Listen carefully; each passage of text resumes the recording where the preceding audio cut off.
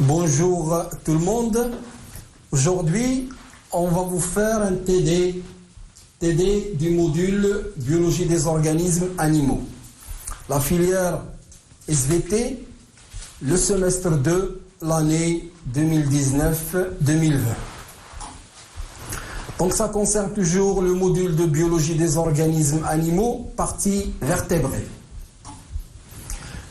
Bien sûr, je vais commencer par vous faire un petit rappel concernant ce module. Qu'est-ce qu'on avait traité dans ce module? On avait traité les caractères généraux des chordés. Je vous rappelle que les chordés ont 3 caractéristiques essentielles: un tube neural dorsal, des fentes bronchiales et la queue.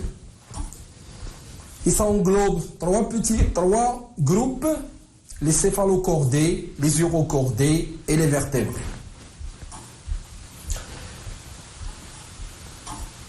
Les vertébrés, je vous rappelle que ce sont donc des animaux à vertèbres. Vous voyez une photo donc d'un reptile montrant le squelette et la colonne vertébrale et les vertèbres. Également ici, vous voyez les vertèbres, des vertèbres au centre duquel la moelle épinière passe, le corps vertébral, la racine nerveuse, le disque intervertébral. Le nombre de vertébrés au monde, on peut dire qu'il y a en moyenne à peu près 61 000 espèces. Donc c'est un nombre, si on le considère par rapport à la biodiversité mondiale, c'est un nombre qui est très minime, donc négligeable. Cependant, ce groupe des vertébrés, il est très important. Il est très important du point de vue biodiversité, puisque ce sont des organismes de grande taille et qui jouent un rôle très important dans les écosystèmes, que ce soit terrestres ou marins ou aériens. Ils ont une valeur économique très importante. Donc ces poissons, ils représentent 31 000 espèces. Par rapport à ce qui nous intéresse, bien sûr, donc on va faire ce TD qui concerne les poissons. Les poissons, ils représentent à peu près la moitié des vertébrés en général. Donc c'est le groupe, disons, le groupe le plus important de point de vue nombre au sein de l'ensemble des vertébrés. Il représente donc exactement 51%.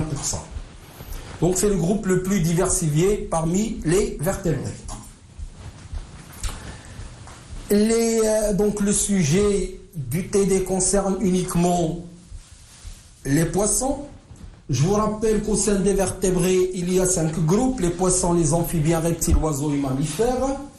Et ce qui nous intéresse, ce sont les poissons, qui sont sujets de ce TD. Les poissons, je vous rappelle que c'est un groupe qui vit dans l'eau, c'est aquatique. Ils ont la caractéristique de présence des écailles, que ce soit peu nombreux ou très nombreux. La présence des branchies. C'est un groupe dont la majorité sont ovipares et la minorité vivipares. Et ils sont poikilothermes, donc à sang froid. Ces poissons, donc, ils ont un sang froid. Ils libèrent les œufs généralement au milieu aquatique. Et ils ont une peau qui est humide avec des écailles. Ils respirent à travers les branchies. Pendant le cours, donc, on avait insisté sur des photos. On avait insisté également sur la croissance, comment se déroule-t-elle chez les poissons et quels sont les indicateurs de la croissance.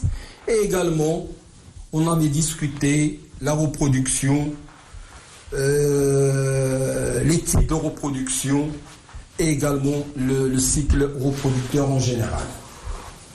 Maintenant, en ce qui concerne donc le but essentiel de cette séance, c'est de vous montrer les modèles d'examen qu'on peut vous poser les modèles d'évaluation et de contrôle. Donc, plusieurs types de questions on peut vous poser. On peut vous poser des questions directes. On peut vous donner des photos à identifier l'individu et à identifier l'habitat également. On peut vous donner des mots à expliquer, des schémas, par exemple, à légender, des schémas à expliquer le mécanisme, des tableaux à remplir totalement ou partiellement. Et enfin, on peut vous donner des questions à choix multiples.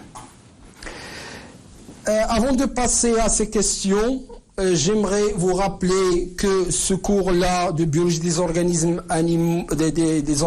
animaux a comme utilité et intérêt donc à vous montrer les caractères généraux de l'ensemble des groupes de vertébrés et à montrer également l'évolution des appareils depuis les poissons, passant par les amphibiens, les reptiles, les oiseaux et les mammifères. Donc les 5 appareils qui peuvent nous intéresser, ce sont l'appareil respiratoire, circulatoire, digestif, excréteur et reproducteur.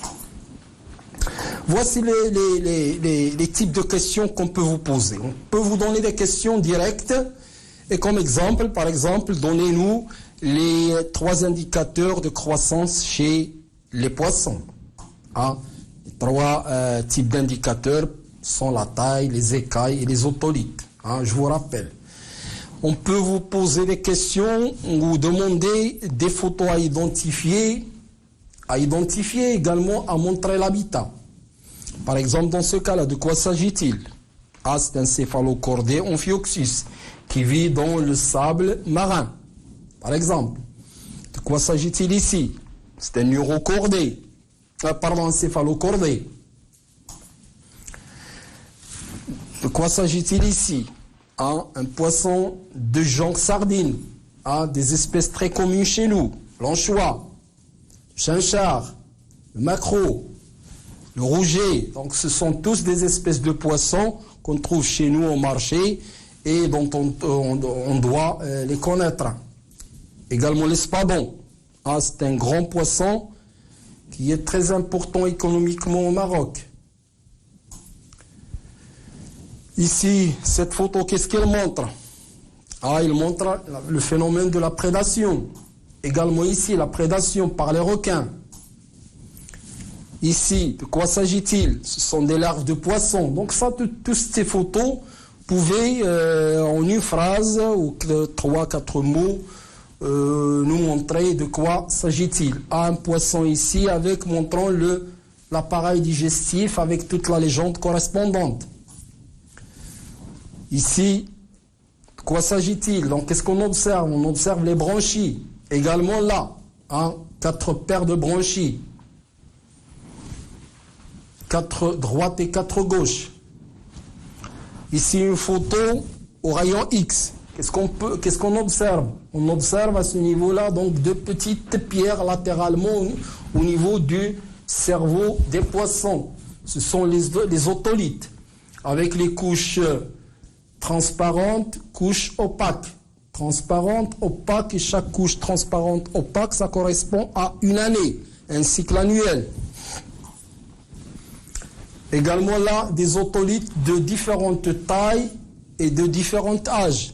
D'une année, 2, 3, 4 à 5 ans.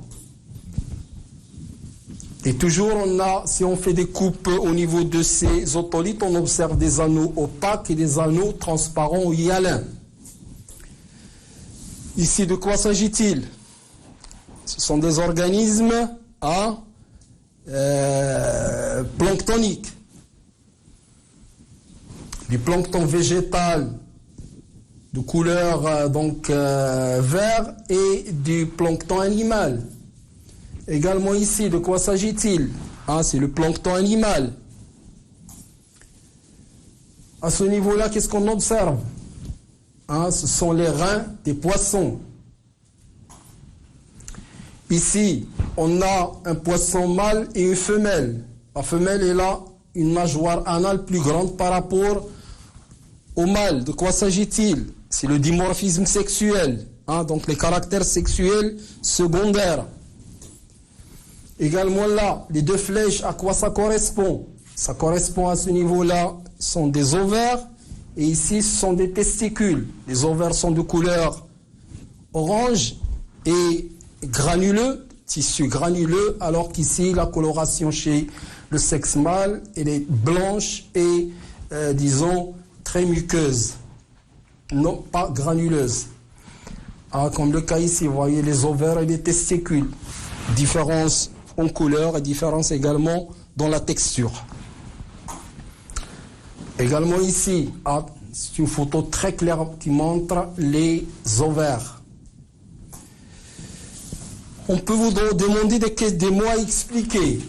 Des mots à expliquer, par exemple, qu'est-ce que c'est qu'un métazoaire, qu'est-ce que c'est qu'un triploblastique, qu'est-ce que c'est qu'un seulomate, qu'est-ce que c'est qu'un deutérostomien, qu'est-ce que c'est qu'un épinorien. Tous ces termes, on les a expliqués. Que ce soit dans la moitié du module qui correspond les vertébrés ou bien chez les invertébrés. La scalimétrie, qu'est-ce que c'est? L'autolométrie, qu'est-ce que c'est? Hein? Je vous rappelle que la scalimétrie, c'est la lecture de l'âge des poissons à partir des écailles. L'autolithométrie, c'est la lecture de l'âge à partir des otolithes. Qu'est-ce que c'est que le phytoplancton? Qu'est-ce que c'est que le zooplancton? Qu'est-ce que c'est qu'un ovipare? Qu'est-ce que c'est qu'un vivipare? Ah, un ovipare chez les poissons, c'est lorsqu'on a des œufs, la femelle libère des œufs. Et ça, c'est une caractéristique des ostectiens. Ah, des poissons vivipares, ce sont des poissons femelles qui libèrent des individus complets. Et ça, c'est une caractéristique des chondrichtiens chez les poissons. Qu'est-ce que c'est qu'un chondrichtien? Qu'est-ce que c'est qu'un ostectien chez les poissons? Qu'est-ce que ça veut dire espèce gonocorique? Qu'est-ce que ça veut dire espèce hermaphrodite? Qu'est-ce que ça veut dire un œuf amniotique ou un œuf anamniotique? Quelle est la différence? Donc il y a beaucoup de types de questions qu'on peut vous poser. On peut vous donner également des schémas à identifier et légender. Hein, c'est un poisson, donc chinchard, hein, qui montre les différentes nageoires. Vous pouvez les longer, faire la légende. Hein. La nageoire caudale, la nageoire anale, la nageoire dorsale, la nageoire pelvienne, etc. De quoi s'agit-il ici? Hein? C'est le tube digestif. Ah, mettre la légende. De quoi s'agit-il ici? Ah, le cœur rectiligne, avec la légende. Le bulbe, le ventricule, l'atrium et le sinus. Pour vous donner également des schémas à expliquer. Donc, on a ici un schéma qui montre donc le courant d'eau, hein, qui passe par la bouche du poisson. Il traverse les branchies. Quel est le mécanisme qui se passe à l'intérieur des branchies? Tout simplement la respiration. Donc l'eau, il s'appauvrit en oxygène et le sang s'enrichisse en oxygène. Et ça passe donc au niveau des lamelles existantes, au niveau des branchies chez le poisson. Donc le sang s'enrichisse en oxygène et l'eau s'appauvrit en oxygène. Ce schéma-là, qu'est-ce qu'il représente? Il représente le cycle biologique d'un poisson. Donc avec plus d'indications, le stade œuf, le stade alevin, la croissance, l'adulte et la reproduction. À ce niveau-là, le schéma, qu'est-ce qu'il représente? Ah, c'est le cycle biologique d'un poisson. Et la caractéristique essentielle, c'est que vous voyez que les individus, au cours de leur croissance, ils ne changent pas de forme. Ce qui veut dire qu'il n'y a pas de métamorphose chez les poissons. Et le cinquième type de questions qu'on peut vous poser, on peut vous donner un tableau à remplir totalement ou partiellement. Par exemple, ici, un tableau à remplir. La caractéristique numéro 1 des poissons, c'est la présence des écailles. 2, c'est la branchie. 3, c'est la présence des nageoires. Donc, ce sont 3 caractéristiques essentielles des poissons. La respiration et les branchiales chez les poissons. La circulation, elle est simple. Le nombre de ventricules, il y a un seul. Et le cloisonnement du ventricule n'existe pas, il est absent. Les oreillettes, il y a une seule oreillette. La reproduction, elle est sexuée obligatoirement. L'accouplement, il est présent chez les ostectiens et il est absent chez les chondrictiens. La fécondation, donc, elle est externe chez les ostectiens et elle est interne chez les chondrictiens. L'œuf qui caractérise les poissons, c'est un œuf anamniotique, étant donné qu'il est déposé donc de l'eau et il n'a pas besoin d'une coquille de protection comme le cas par exemple des reptiles ou des oiseaux.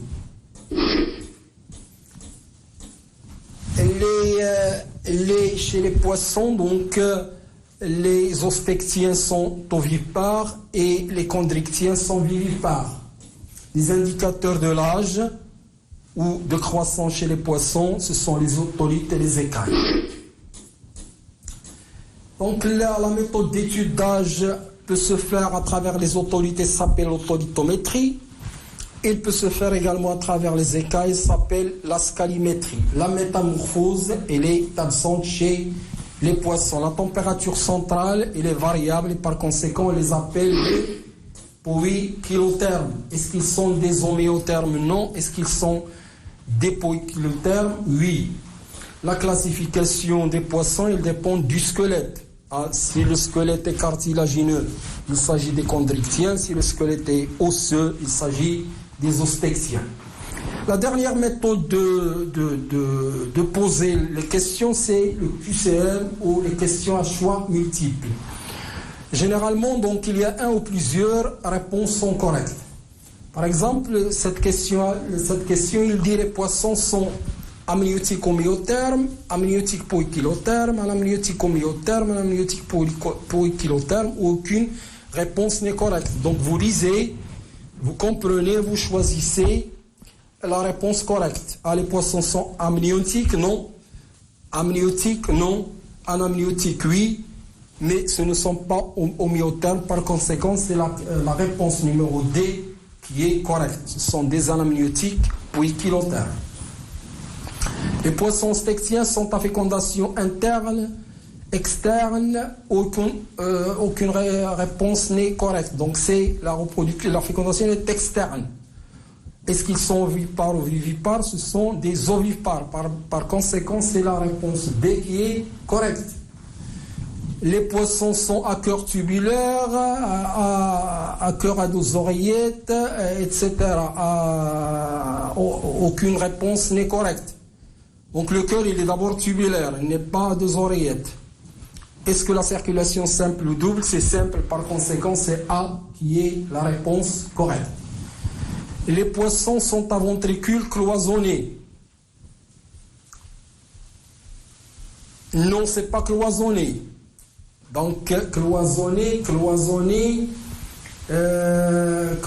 complètement, cloisonné donc complètement, cloisonné incomplètement, cloisonné complètement, réservation bronchiale, donc il n'est pas cloisonné.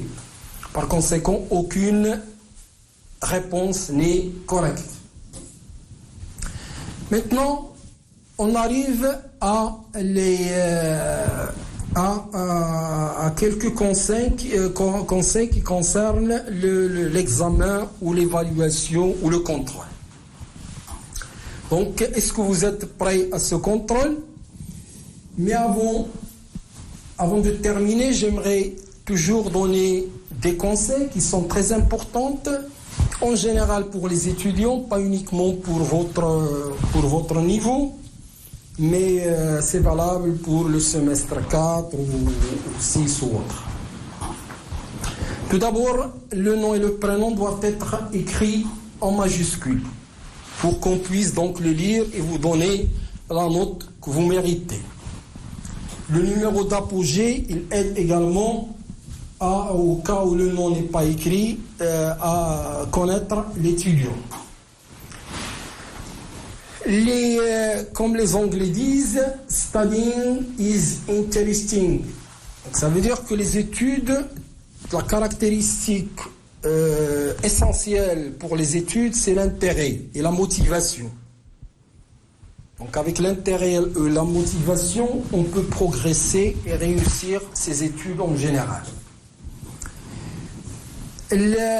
Dans les études, il est très important de se poser des questions. Donc la question, elle est beaucoup plus importante que la réponse. C'est elle qui donne à l'étudiant la possibilité de réfléchir et de maîtriser, disons, le savoir dans le module qui lui concerne. Également la lecture. La lecture est une chose qui doit accompagner l'étudiant pour toujours. Pourquoi? Parce que la lecture, il permet de connaître, du savoir. Il permet également de bénéficier des expériences des autres. Hein? Généralement, on dit celui qui lit beaucoup, il vit beaucoup. Pourquoi? Parce qu'il en profite des expériences des autres. L'apprentissage et la compréhension. Apprendre par cœur est une chose et comprendre est une autre chose. C'est la compréhension qui persiste dans la mémoire de la personne en général. Alors que l'apprentissage par cœur, ça s'oublie après quelques jours ou quelques mois. Donc essayez s'il vous plaît de comprendre les phénomènes, les mécanismes, les caractères généraux du groupe étudié, etc. Notre but n'est pas d'obtenir une tête bien pleine, avec beaucoup de savoir. Plutôt, on doit avantager une tête bien faite, qui a la méthode d'étude, qui a le raisonnement, qui se pose des questions et qui est logique dans son analyse. Les Anglais, ils disent « Don't stress, do your best, forget the rest ». Ça veut dire donc, pas la peine de se stresser, étudier tranquillement tout en exploitant son temps avec modération, faire de son mieux et laisser le reste. الباقي على الله كما كنقولوا بالعربية. Alors, bonne chance à tout le monde et merci pour votre attention.